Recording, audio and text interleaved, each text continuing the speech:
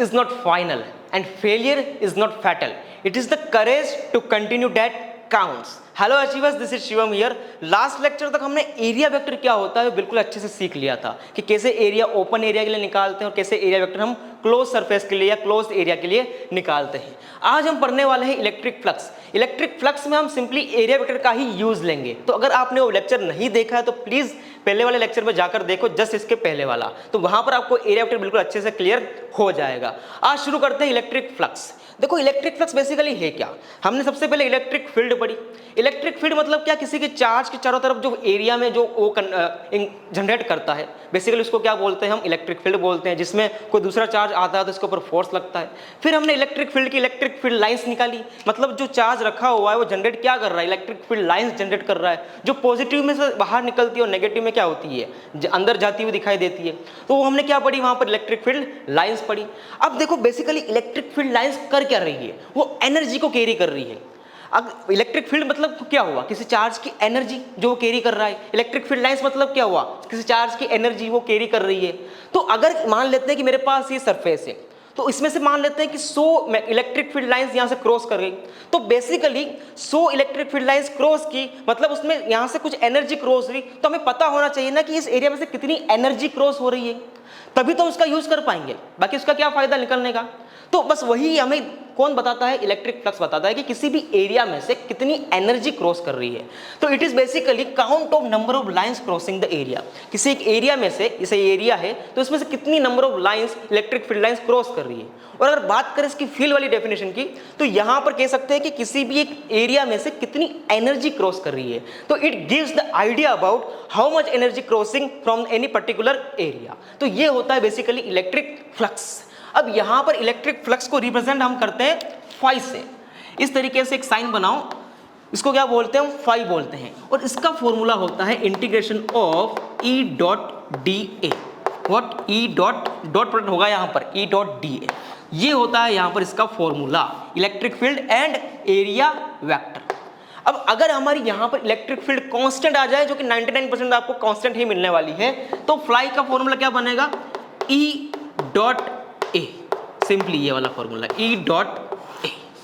अब एक और चीज, यहां पर कौन सा प्रोडक्ट हो रहा है, डॉट प्रोडक्ट। मतलब एक चीज तो समझ में आ रही थी कि ये एक स्केलर क्वांटिटी है, क्योंकि हम जानते हैं कि इलेक्ट्रिक फ्लक्स मतलब क्या है, count of number of lines, energy crossing the area. और एनर्जी क्या होती है, बेसिकली एक स्केलर होती है। तो मतलब ये भी क्या है, हमारी एक स्केलर क्वांटिटी है फ्लक्स। अब ये प्लस भी हो सकती है, माइनस भी हो सकती है और जीरो भी हो सकती है, डिपेंड्स ऑन सिचुएशन। तो यहां पर ये बात हमें बिल्कुल अच्छे से समझ में आए। इसका फॉर्मूला होता है क्या, electric field and area vector का मल्टीप्लिकेशन और डॉट प्रोडक्ट, जिसको हम बोलते हैं। अब यहां पर आपके पास सिचुएशन ये है कि ये मेरे पास एक एरिया है, मान लेते हैं कि ये एक एरिया है, यहां पर इस तरीके से रखा हुआ है, ये एक एरिया है। और यहां पर इसका ये इलेक्ट्रिक फील्ड मान लेते हैं इस तरीके से, ये इलेक्ट्रिक फील्ड इस तरीके से सामने की तरफ इसके ऊपर आ रही है, इसको मान लेते हैं हम ई नोट। अब देखो यहां पर ऐसा अज्यूम करो कि ये जो मेरी पाम है, ये इसका ये सरफेस है, ये वाला इस तरीके से रखा हुआ है, और जो मेरी इलेक्ट्रिक फील्ड लाइन है वो इस तरीके से आ रही है, इस पेन की डायरेक्शन में, इस तरीके से इसके ऊपर एनकाउंटर हो रही है। तो हम जानते हैं कि एरिया वेक्टर क्या होता है किसी भी एक ओपन सरफेस के लिए, कि सिंपली उसकी सरफेस के परपेंडिकुलर डायरेक्शन में क्या ले लो, एक कोई भी वेक्टर ले लो, वही क्या होता है, उसका एरिया वेक्टर होता है। तो मैंने क्या किया, यहां पर एक वेक्टर ले लिया इसके परपेंडिकुलर, जिसको हम बोलते हैं एरिया वेक्टर।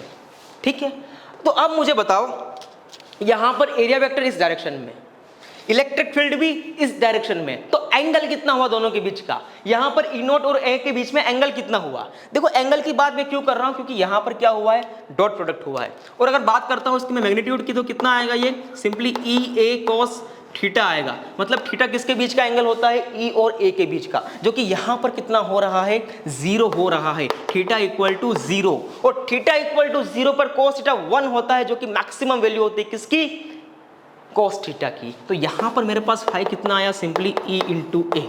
तो अब मुझे बताओ कि अगर मेरा एरिया वेक्टर भी इस तरफ है और मेरी इलेक्ट्रिक फील्ड भी इस तरफ है, मतलब कि इस सरफेस एरिया में से maximum electric field lines pass करेगी, यानी कि मैक्सिमम एनर्जी क्रॉस करेगी, तो उस कंडीशन में मेरा ये फ्लक्स भी क्या बन जाएगा, मैक्सिमम बन जाएगा। तो for maximum theta equal to always 0 रहेगा। तो आई होप कि आपको बात समझ में आई होगी किस तरीके से यहां पर मैक्सिमम पावर एनर्जी या फिर इलेक्ट्रिक फील्ड लाइंस क्रॉस कर रही है, या फिर हम कह सकते हैं जिसको कि फ्लक्स क्रॉस कर रहा है। अब इसके हम अलग अलग केसेस लेके देखते हैं, थीटा एंगल पर, 90 डिग्री एंगल पर, एसेट्रा एसेट्रा। अब यहाँ पर हमें कुछ सिचुएशंस गिवन है।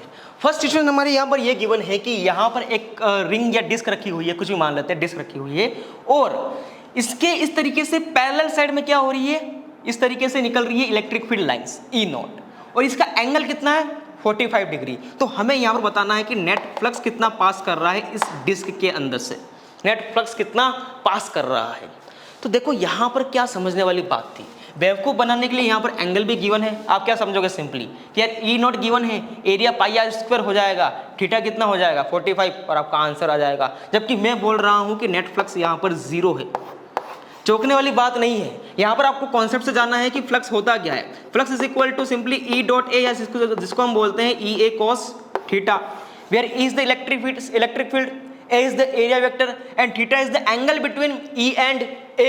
तो यहाँ देखो इलेक्ट्रिक फील्ड तो दिख रही है सामने कि ये इस डायरेक्शन में जा रही है इस तरीके से, लेकिन एरिया वेक्टर क्या होता है कि सरफेस के परपेंडिकुलर डायरेक्शन में जो वेक्टर निकल के आता है उसको बोलते हैं। तो इस सरफेस के परपेंडिकुलर कौन है, ये वाला।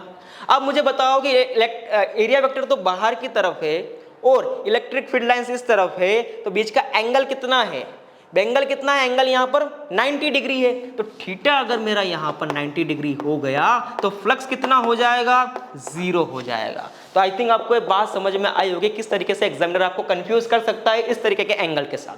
बहुत बढ़िया।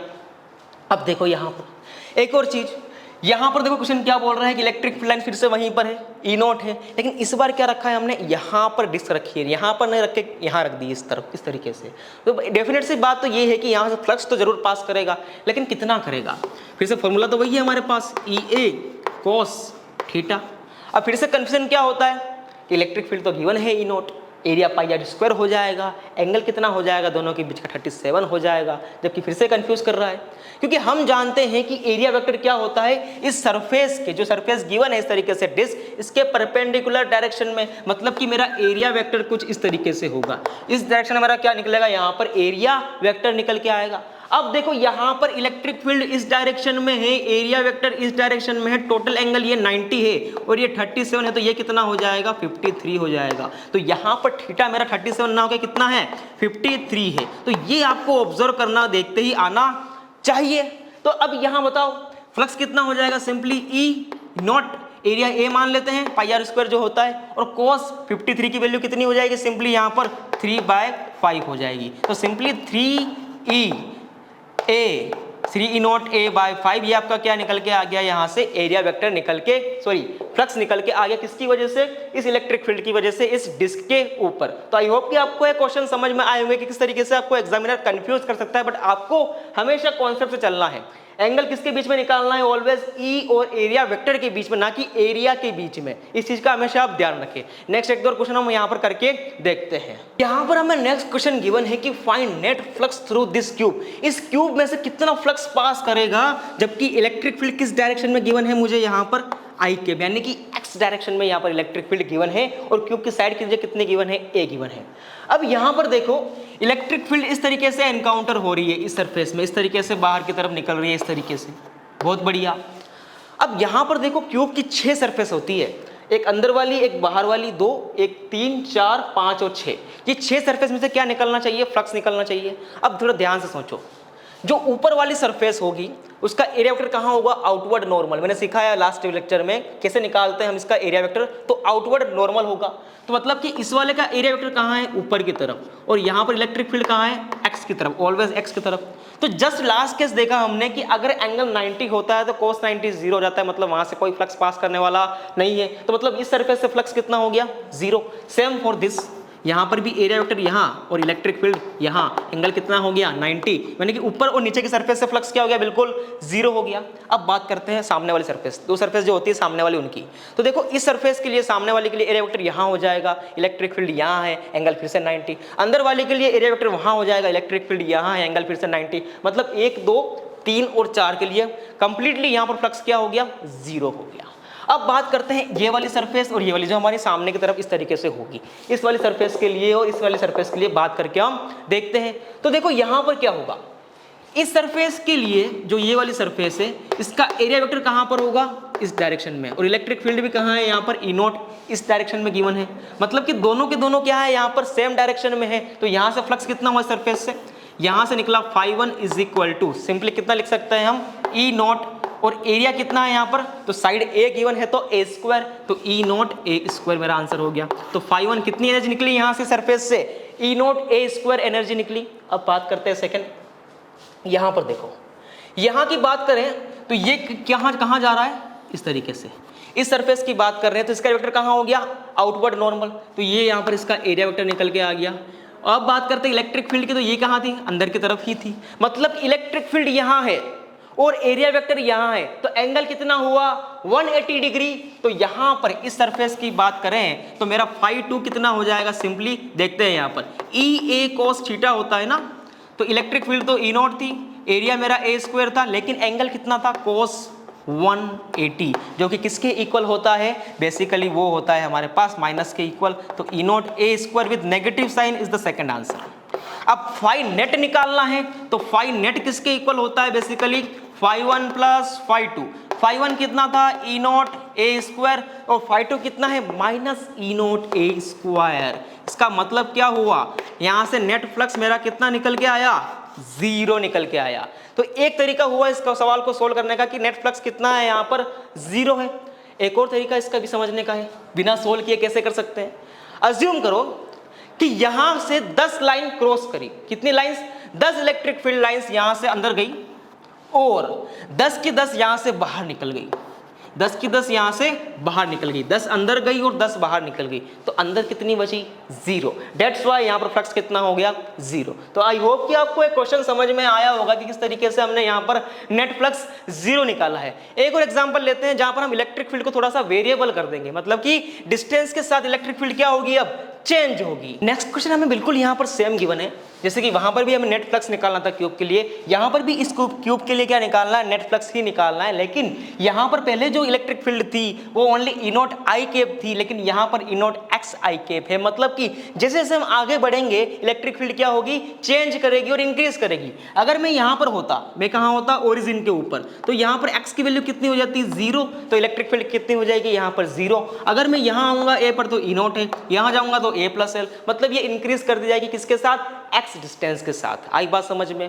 अब यहां पर क्या करना है, फिर से बेसिक कांसेप्ट तो वही है कि इस वाले सरफेस की बात करें, इस वाले सरफेस की बात करें, इसके आगे वाले और पीछे वाले की बात करें, तो नेट फ्लक्स ऑलवेज 0, क्योंकि इलेक्ट्रिक फील्ड और एरिया में एंगल कितना है, 90 है। लेकिन यहां पर इस सरफेस के लिए इलेक्ट्रिक फील्ड और एरिया वेक्टर में एंगल अलग है, मतलब 0 डिग्री है, और यहां पर इलेक्ट्रिक फील्ड और एरिया वेक्टर में एंगल कितना है, 180 डिग्री है।